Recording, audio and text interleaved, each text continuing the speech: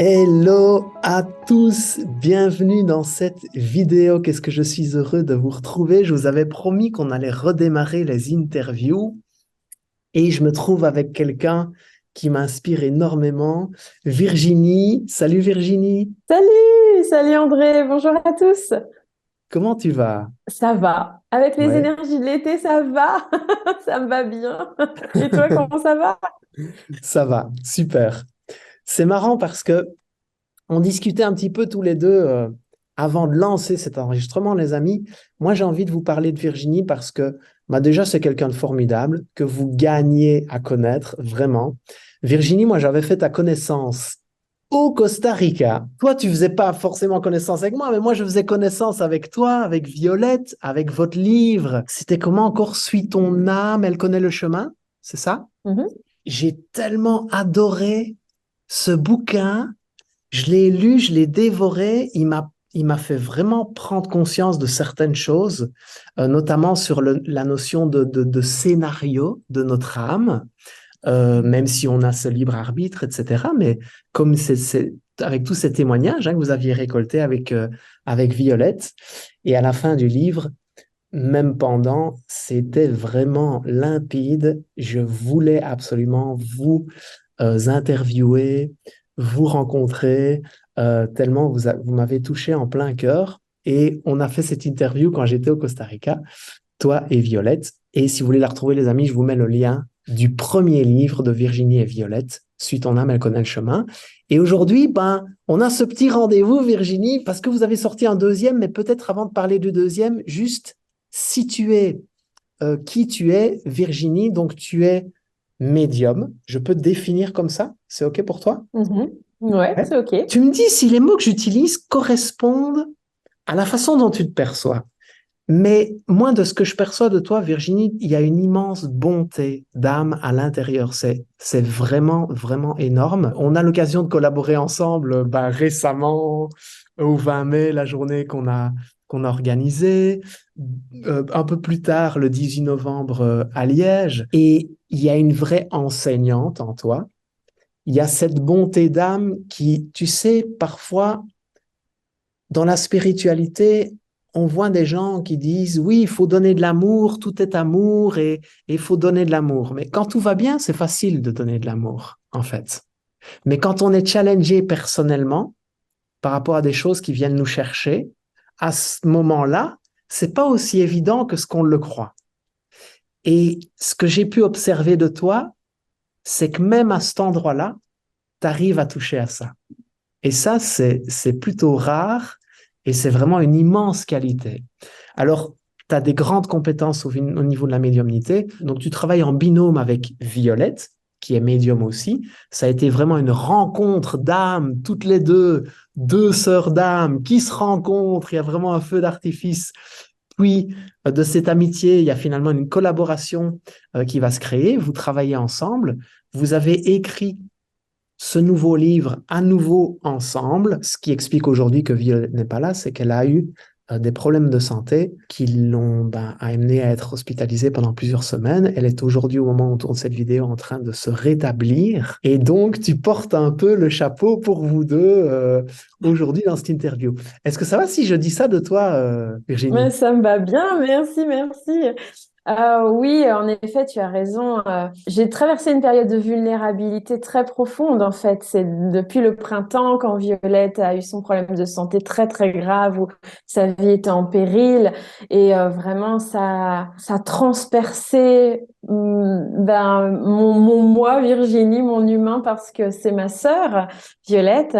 Et puis, il a fallu aussi se réadapter complètement, parce que tout ce qu'on fait à deux, il a fallu que je porte un petit peu et puis voilà, c'était pas évident, mais en fait, je mesure à quel point mon âme a été soutenante, à quel point la lumière, tu sais, moi je m'accroche à la lumière. Pour moi, c'est tellement beau parce que j'ai cette vision de l'au-delà. Pour moi, c'est ma vie en fait. J'ai la vision du matériel, de voilà, de comme tout le monde, j'ai envie de dire, et puis j'ai cette double vision de l'énergie, du spirituel. Et moi, depuis très longtemps, j'ai choisi choisi la lumière dans toutes ces étages qu'il peut y avoir dans l'au-delà. Il n'y a pas que des étages de lumière, mais moi j'ai choisi la lumière et en fait ça m'a tellement portée.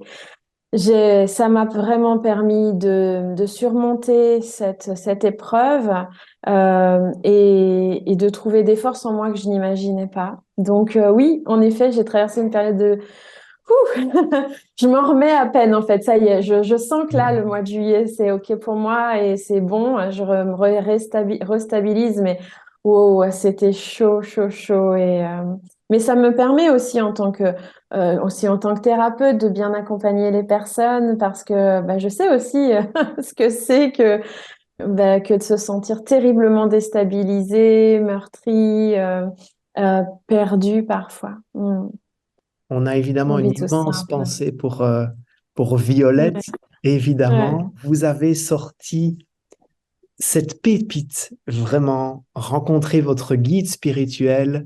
J'adore. Je l'ai lu, Carla l'a lu, elle s'est jetée dessus, elle l'a dévoré, vraiment. Moi, je l'ai lu en plusieurs fois parce qu'en fait, c'est immense le contenu que vous mettez dedans, Virginie, mais c'est waouh, c'est extraordinaire. Il y a des exercices. Vous expliquez comment est-ce qu'on peut reconnaître le fait d'être dans une énergie basse, comment monter son énergie, comment aller à la rencontre de son guide spirituel. C'est un guide à garder avec soi. Tu sais que je l'ai même en version électronique tablette. Je l'ai dans les deux versions.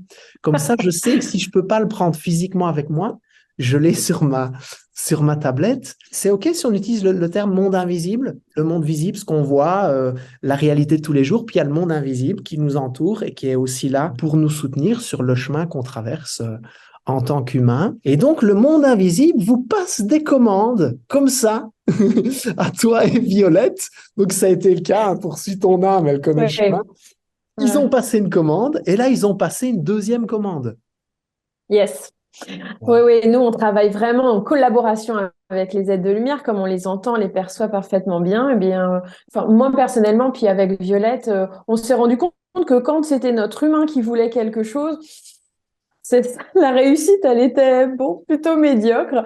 Et puis quand on laissait les guides nous, voilà, dans cette collaboration, nous on se sent en train d'œuvrer en fait pour le collectif. On dit au guide, ok, maintenant on dit ok, qu'est-ce que vous nous proposez? Qu'est-ce qu'on pourrait faire là encore pour aider la lumière à se répandre et les cœurs s'ouvrir sur cette planète?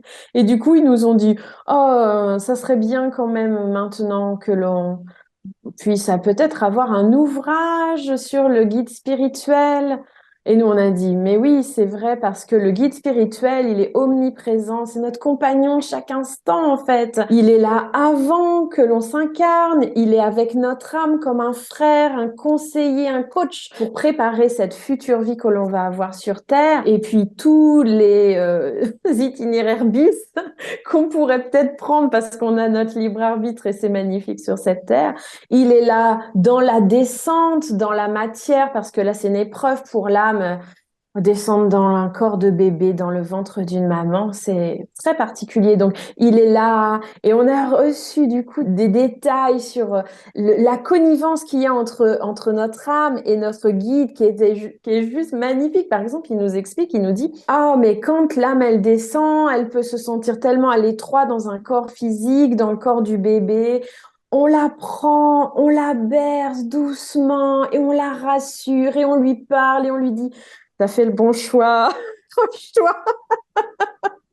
Et nous, c'est extraordinaire. On n'avait jamais été voir ce détail, en fait, même si on passe beaucoup de temps à communiquer avec tous les êtres invisibles, on n'avait pas cette conscience. Et puis ensuite, le guide, ben, il est là pour nous accompagner très fort tout au long de notre vie. Il est au service de notre âme. Déjà, on peut dire ça. Il est au service de notre âme parce que il est là, lui, il a la checklist de ce que l'âme, elle veut faire comme objectif, atteindre, Ouais. ou en tout cas tendre vers. Il connaît les balises. Les balises, c'est les rencontres qu'on doit avoir, les événements particuliers qu'on doit avoir dans notre vie pour répondre à ces objectifs. Donc lui, il connaît tout ça et lui, il est un petit peu le gardien en fait de cet itinéraire. Ouais, Et du coup, il est là pour nous aider à cheminer, parce que nous, humains, ben, on se rappelle de rien, on sait pas où faut aller, on sait pas quelle est notre mission, on est aveugle, sourd, voilà, il y a rien, on peut rien faire. Donc le guide, il est là pour nous aider à créer les rencontres, etc. Et enfin, le guide, il est là quand on va passer de l'autre côté, quand nous, on va quitter notre corps physique et qu'on va rejoindre la lumière, nous aussi, chacun d'entre nous. Eh bien, si ce passage-là nous paraît un peu délicat, on peut mettre la main dans celle de notre guide et il va nous aider à cheminer encore vers notre famille d'âme. Donc en fait, le guide spirituel, c'est l'élément pivot en fait de notre vie terrestre. complètement. Ouais, complètement. Et vous expliquez même, est-ce qu'on garde le même guide tout au long d'une vie? Est-ce qu'il peut qu'on change en cours de route? Procurez-vous le livre, vous aurez toutes les réponses à ce niveau-là, les amis. Moi, ça m'a fort marqué quand vous utilisez les mots, et tu les as répétés ici, dans votre écrit, c'est un peu comme un coach, en fait, qu'on a tout au long de sa vie. Et ça m'a marqué parce que, tu sais, moi, Virginie, j'ai aussi une âme d'entrepreneur en moi, tu vois, et je ne viens pas d'une famille avec cette casquette d'entrepreneur, tu vois. Donc, je n'ai pas vraiment de modèle. Bon, aujourd'hui, j'ai appris à me débrouiller, mais il y a beaucoup de moments où ça m'a un peu manqué. J'ai comme toujours désiré ardemment avoir un mentor, un guide, quelqu'un qui Mhm. me disait, André, le premier pas, ça pourrait être celui-là, le pas suivant, ça pourrait être celui-là, parce que je faisais plein d'essais-erreurs, mais dans les erreurs que je me faisais, je me prenais vraiment des grosses claques. Et là, j'étais là, oh là là, j'adorerais tellement avoir un mentor, j'adorerais tellement avoir un mentor. Et en lisant votre livre, je me suis dit, mais nom de Dieu, j'en avais un, il était toujours là. Et, euh, et c'est fou parce que voilà un mode d'emploi pour me permettre de me connecter constamment à ce mentor-là. Donc ça, c'est vraiment, je trouve, quelque chose qui est magique. Donc s'il y en a qui nous écoutent, qui se reconnaissent un peu là en disant, oh, j'adorerais avoir quelqu'un qui me conseille, qui me dise c'est quoi l'étape suivante, c'est quoi ceci, ben, il y en a un, OK? Et une deuxième chose, moi j'ai beaucoup souffert en tout cas, pendant une longue partie de ma vie, ça a vraiment été, je pense même, ça a été un de mes buts d'incarnation pour dépasser ça. C'est vraiment la solitude. J'ai vraiment souffert, vraiment dans mes tripes, hein, très fort de solitude, en fait. Et je trouve que la façon où vous amenez d'aller à la rencontre de son guide spirituel, c'est aussi aller à la rencontre d'une présence, d'un amour infini et en fait, de comprendre que ce concept de solitude, dans l'absolu, il n'existe pas. Et ça, c'est vraiment beau. Quand on a son guide à côté de soi, en conscience, du coup, c'est plus que la bonne étoile. C'est plus que Mm. ça. Et c'est plus que nos anges, parce que nos anges, les anges, ils sont tellement hauts là-haut dans le ciel que il faut vraiment prendre l'échelle pour y aller. Le guide spirituel est tout le temps là avec nous. Il nous quitte pas. Il prend pas de RTT, de vacances. Il est toujours là. Et souvent, les guides, ils nous disent, ah, on est au chômage parce que nous, on les sollicite pas non plus, en fait, pas suffisamment. Donc, on n'est jamais seul. Quel extraordinaire apaisement de se dire que l'on n'est jamais seul. Mm. Et le guide n'a aucun jugement. Ça n'existe pas à l'intérieur de lui parce que c'est une âme pure. Donc, il n'a pas de jugement. Il est juste à côté de nous et il nous tend la main si on est à genoux. Il ne va pas nous relever en nous attrapant par les bretelles, mais il va nous tendre la main, il sera toujours là. Et le guide spirituel, ça peut vraiment être la première marche vers la spiritualité, vers l'éveil de soi, parce qu'il est tellement dans un amour inconditionnel, sans jugement, toujours prêt à aider, tellement compatissant qu'en fait, il nous ramène à notre propre essence, notre âme, qui est elle-même aussi ainsi. Ça nous permet d'ouvrir une porte vers notre propre amour. On se juge un peu difficilement des fois avec nous-mêmes. On n'est pas très sympa, on est très exigeant parfois. Ça nous permet de remettre de l'apaisement, même peut-être de se pardonner parfois, ouais. Ça peut vraiment être un tremplin magnifique. Ah, mais magnifique, magique. Et je pense aussi parce que pendant une longue partie de ma vie, moi, j'ai été très récalcitrant à tout ce domaine, Mhm. à toute cette notion d'invisible, etc. Aujourd'hui, ben voilà, j'ai décidé d'accueillir ça beaucoup plus que ce que je ne le faisais. Et je, je pense me souvenir que vous prenez des exemples pour quelqu'un qui se dirait, oui, mais bon, enfin, moi, j'ai jamais rien senti de tel, je sais pas, je suis pas sûr, c'est quoi ces deux-là, de quoi ils parlent, je comprends pas, en fait, de quoi ils veulent parler. Je pense qu'on a tous vécu des situations de vie où il nous est arrivé quelque chose, où il était comme moins une. Mhm. Que ce soit nous, un de nos enfants, notre conjoint, quelqu'un qu'on aime profondément, et on l'a vu de nos yeux vus. Moi, je me souviens, il y a un moment donné, j'ai fait un accident sur la neige. Curieusement, Virginie, je me rendais à un job que je devais quitter depuis vraiment longtemps. Mais vraiment, il y avait tous les signes possibles et imaginables qui me disaient, barre-toi de là, André, barre-toi de là. Et je m'obstinais, et je m'obstinais, je m'obstinais. Et un jour, je me rends à ce travail. Et je prends la bande, la troisième bande, celle la plus à gauche, et je roule normalement. Et arrive un moment donné où ils ne l'ont pas déneigé. Donc ça s'arrête net et la neige démarre. Et moi, je ne sais plus changer de bande parce qu'il y a des voitures des autres côtés. Et je me retrouve dans la neige en un instant et la voiture fait un tête à queue, elle tape sur la rambarde du côté à plusieurs reprises et la voiture vraiment tourne comme ça sur elle-même et je me retrouve sur l'autoroute face au trafic qui arrive vers moi. J'ai l'impression que je vais mourir, vraiment. Et coup du destin, on va l'appeler ça comme ça, au immense coup de main aujourd'hui, c'est comme ça que je l'explique, de mon équipe, de mon guide, de tout ça pour m'avoir mis dans la situation parfaite où toutes les voitures qui arrivaient vite m'ont évité. C'est dingue. Et je pense qu'on a tous vécu des situations comme ça, un accident, un truc, où finalement, on croyait que c'était complètement foutu. Et non, il y a quelque chose qui a fait que la route pouvait continuer pour nous. Et je pense vous expliquer à un moment donné que bah, ça, c'est des exemples un coup de volant, un truc, un machin, où notre guide peut intervenir à un moment très précis dans notre vie. Exactement, parce qu'en fait, il est gardien de notre chemin de vie, comme je te disais tout à l'heure. Et en fait, si tu dois pas mourir là, bah, il va tout faire, tout ce qui est en son pouvoir pour essayer de te maintenir en vie d'une quelconque manière.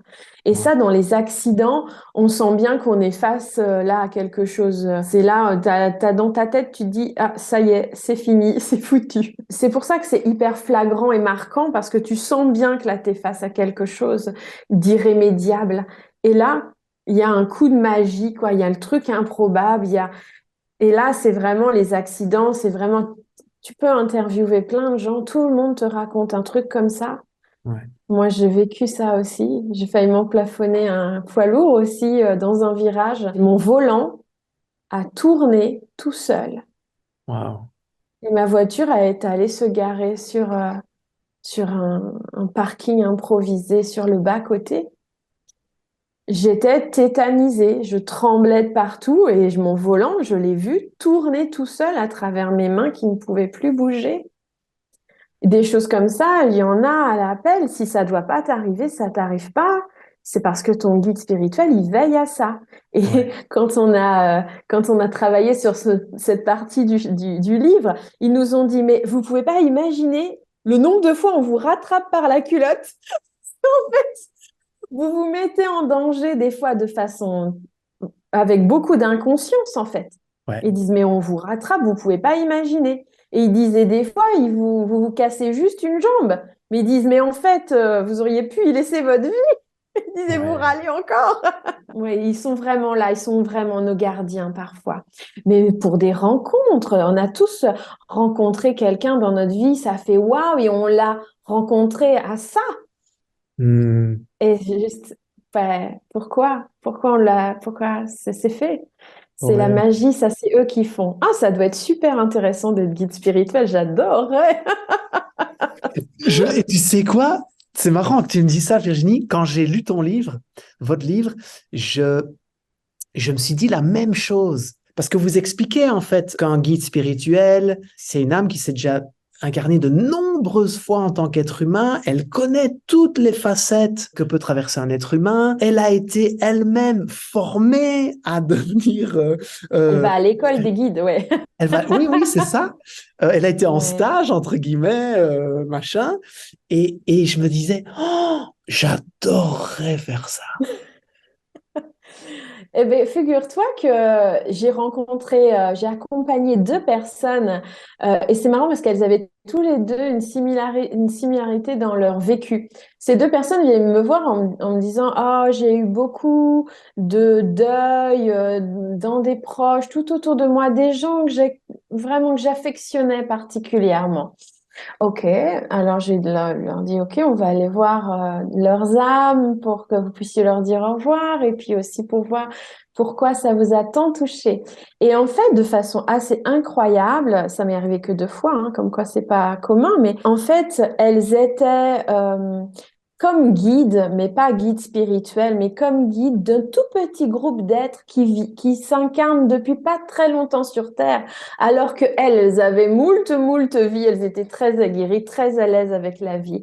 Et en fait, ils m'ont expliqué, les guides spirituels, que avant d'être guide spirituel et de moins s'incarner sur la terre parce qu'on accompagne une âme qui s'incarne, eh bien, on fait l'incarnation avec. Alors, ils les appellent les ouailles. Tu sais, je sais pas si vous connaissez ce mot-là. C'est comme si on avait une été de maman canard avec ses petits oisillons, ses Ouais. petits canards, et qu'en fait, on les accompagne pendant un petit bout de temps sur la terre. Et ensuite, comme c'est des jeunes âmes, parfois, elles partent plus rapidement. Elles vont des fois pas jusqu'à la vie adulte ou très peu.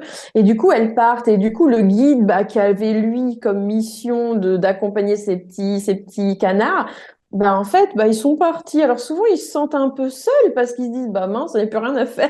Alors là, ils ont une mission à eux, faut qu'ils grandissent eux-mêmes, etc. Mais en fait, c'était deux femmes. Ces deux femmes, les guides leur ont dit, mais oui, parce que tu t'apprêtes à arrêter les vies sur Terre pour accompagner des âmes qui vont faire le chemin sur la Terre. Et ça leur parlait carrément. Elles étaient là, Wow. mais je sens, c'est oui et tout. Et du coup, c'est juste merveilleux de pouvoir se dire que on peut accompagner une fois qu'on a bien œuvré ici, bien, Ouais, c'est bien tellement travaillé. magique, Virginie. Virginie, j'ai envie de te poser une question parce qu'en fait, c'est vraiment quelque chose, cette connexion finalement dont vous parlez dans le livre et comment est-ce qu'on peut la nourrir finalement, cette connexion avec son guide, elle peut aussi nous aider dans plein de cas de figure qu'on n'imagine même pas.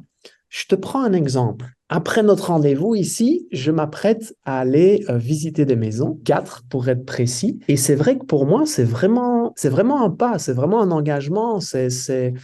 Je vais me poser quelque part. Ça fait 5 ans que je voyage, donc c'est vraiment c'est quelque chose en fait. Et j'ai pas envie de me planter, j'ai pas envie de faire des mauvais choix. C'est un investissement aussi. Il y a plein de ça génère un petit stress quand même un petit peu. En même temps, ça génère un petit stress, mais en même temps, ça génère beaucoup de joie, d'engouement, je me réjouis de découvrir ces différentes maisons, etc. Si mes guides là, enfin, on va dire mon guide, tu l'entendais, qu'est-ce qu'il aurait envie de me dire, justement par rapport à ces visites? Déjà, il commencerait par te dire que c'est pas ton humain qui choisit le lieu où tu vas habiter. Tu crois que c'est ton humain qui choisit, mais c'est pas ton humain en fait. Hmm. On a des accords d'âme à âme avec les lieux et une maison, c'est comme une âme. Alors, c'est pas vraiment une âme comme une âme humaine, ni même comme l'âme d'un animal, mais il y a une énergie dans une maison, ou même dans un appartement, bien sûr, que l'on appelle le gardien du seuil, le gardien du lieu, et c'est comme l'âme de la maison. Alors, tu peux demander à ton guide avant de partir, là, voir tes quatre maisons, demande à ton guide, dis-lui juste, si je tombe sur la maison qui va m'accueillir pour ces prochaines années, fait que en moi je sente à l'intérieur de mon cœur que ce soit une évidence.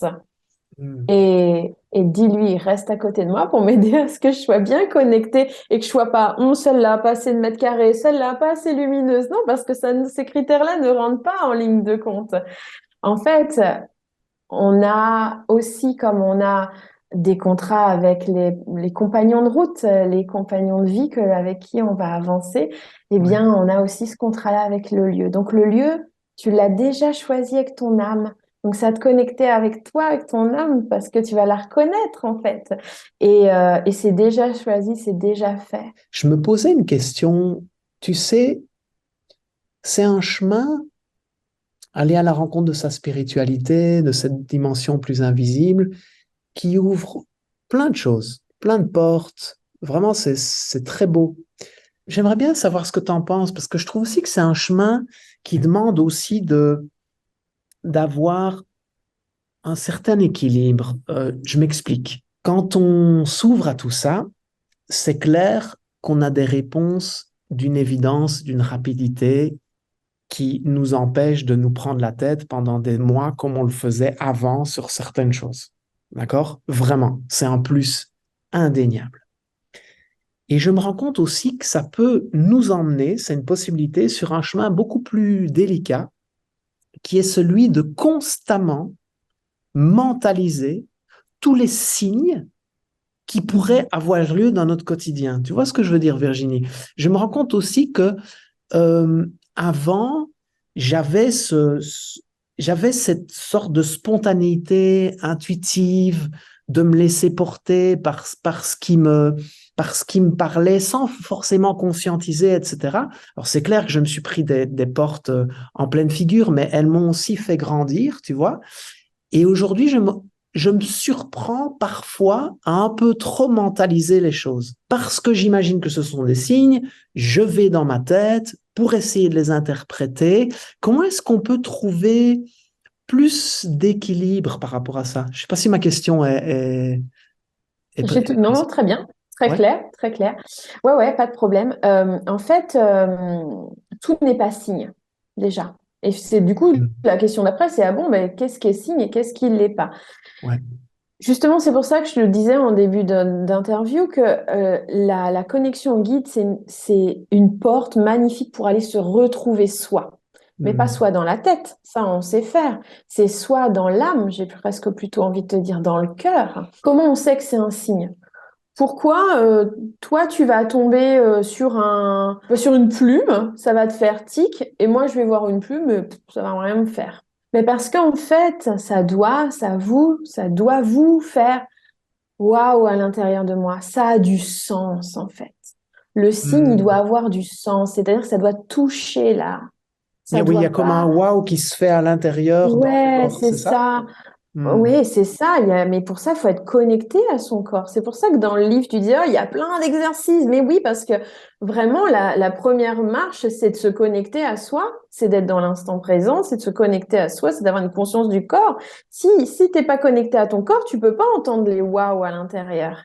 Ouais. Et d'ailleurs, il y a un chapitre là, entier sur les signes, parce que les guides, même eux, même les guides spirituels et qu'on a interviewés, ils nous ont dit, oui, par exemple, vous êtes très accrochés aux plumes ou aux heures miroirs. Ben oui, mais ils nous disent, mais c'est les signes du début, ça, pour vous dire, eh oh, on est là, pense à moi, on est là. Mais il dit, après, il faut aller plus loin, parce qu'il dit, avec une plume, vous faites quoi? C'est quoi le message avec une plume? Et ils ont raison. C'est quoi le message d'une plume? Enfin, je veux dire, c'est quand même limité, quoi. Non, ça marche pas comme ça. Ça, c'est prendre le problème à l'envers. C'est quand vous commencez à vous connecter à votre guide, et dans ce livre, il y a même des audios pour vous permettre de connecter votre guide où on a enregistré des exercices. Donc, c'est quand même plus pratique que de lire, de le faire, de lire, de le faire. On a juste à écouter. Donc, c'est juste magique. Donc, on peut commencer à poser des premières bases de communication avec son guide. C'est, ben, comme là, on était en train de le faire avec ta recherche de maison. C'est mon Ouais. guide, je suis dans telle situation. Voilà, fais en sorte que ce soit clair, les signes. Mais du coup, tu t'attends à avoir des signes. Par exemple, ma fille, elle me dit, moi, j'adore les glycines sur les maisons. Le jour où je vais visiter une maison qui a une glycine à la porte, elle me dit, je sais que c'est celle-là. Elle a 12 ans, hein, je sais pas pourquoi elle me dit ça, mais Donc, tu vois, par exemple, c'est Ouais, ça le signe. Toi, ouais. si tu adorais comme ma fille la glycine et que tu vois une super glycine sur la maison et que là, tu arrives et que tu fais waouh, eh ben, ça peut être ton signe. J'aime Tout bien ce que tu as comme dit, c'est le wow à l'intérieur. c'est le waouh à l'intérieur, Ouais, c'est-à-dire que c'est aussi ton âme, c'est ton guide qui te met un petit coup de coude, mais c'est pour que tu regardes, pour que tu voies au bon endroit, mais c'est aussi ton âme qui te fait regarde, c'est le message, c'est le signe que tu attendais. Mais du coup, il faut aussi savoir c'est quoi les signes pour soi. Et ouais. c'est ça, cette communication qu'il faut entretenir avec son guide. Ça va? Est-ce que Oh, c'est clair si j'explique ça mais, comme ça? mais oui, mais carrément, Virginie, vraiment, vraiment. Et tu sais, j'ai commencé il y a pas longtemps des vidéos humoristiques avec ça. Et la première que j'ai fait, c'est une vidéo humoristique avec la notion d'heure miroir, en fait. Et dans cette vidéo, je me moque de moi-même, en fait, que à me dire, oh, heure miroir, trois, quatre fois dans la journée, mais finalement, dans l'absolu, ça n'a pas vraiment de signification. Et ça me ramène dans mon mental de me dire, oh, heure miroir, qu'est-ce que ça voulait dire? Je vais regarder sur Google, etc., machin. Et Et là, avec on est ta dans la tête. tête. Ouais. Ouais. Et donc, j'aime le fait avec les mots simples et tellement profonds et puissants que tu utilises de dire non, non, revenez dans le corps, il y a le wow à l'intérieur qui se fait quand un signe se manifeste. Et merci d'avoir précisé que tout n'est pas signe. Et puis tu sais, je pense aussi si on commence à se dire que tout est signe, même si en effet il n'y a pas de hasard, hein, il n'y a pas de hasard, mais tout n'est pas signe, ça nous permet aussi de travailler notre discernement, c'est-à-dire la boussole, s'écouter à l'intérieur de soi. Ce matin, j'avais une dame qui me disait, ah, j'ai rencontré quelqu'un, tout le monde m'a dit, oh oui, celui-là, c'est le bon. En fait, ça avéré que c'était une catastrophe, la relation. Bon, du coup, ils se sont séparés. Et elle me dit, mais si j'avais écouté les signes, elle me dit, je serais encore avec lui à souffrir. Mais je lui dis, mais est-ce que c'était des signes? Ou est-ce que c'était travailler son discernement? C'est-à-dire, Mm, est-ce que ce que l'autre dit, ça me correspond à moi? mm, mm. Est-ce que vraiment en moi, ça parle? Et c'est encore la même chose, c'est aller chercher à l'intérieur de soi sa réponse et pas attendre la réponse de l'extérieur. Mais carrément, et c'est ce que ce livre propose. Les amis, on va faire un petit exercice. Vous regardez vraiment bien ce livre. S'il y a un petit wow qui se fait là maintenant, à l'intérieur, c'est tout simple. Allez le chercher. Virginie Bobet, Violette Germont, pour aller à la rencontre de son guide spirituel. Bien plus que ça, hein. Bien plus qu'une rencontre. J'ai l'impression que c'est un peu des retrouvailles d'une présence qui a toujours été là et comme tu disais, qui est remplie d'amour et qui nous veut tellement du bien. Virginie, merci pour ton temps. Dit, Merci à toi de nous offrir ces opportunités de montrer nos œuvres aussi. Merci à toi. Merci. dit avec plaisir, les amis, je vous mets sous cette vidéo le site internet où vous pouvez rejoindre Virginie et Violette. Je vous mets aussi le lien vers leurs réseaux sociaux, le lien vers le bouquin en question. Moi, je l'ai dans tous les formats et je vous le recommande vraiment vivement. Mettez un petit commentaire sur qu'est-ce qui vous a, dans cet échange, le plus marqué. Avec quoi est-ce que vous repartez? Moi, il y a deux choses, Virginie. C'est le waouh à l'intérieur et tout n'est pas signe. Je t'embrasse, Merci à Virginie. tous. Moi aussi, je t'embrasse fort et je vous embrasse tous. Bel été à tout le monde. À bientôt. Bye bye. À bientôt.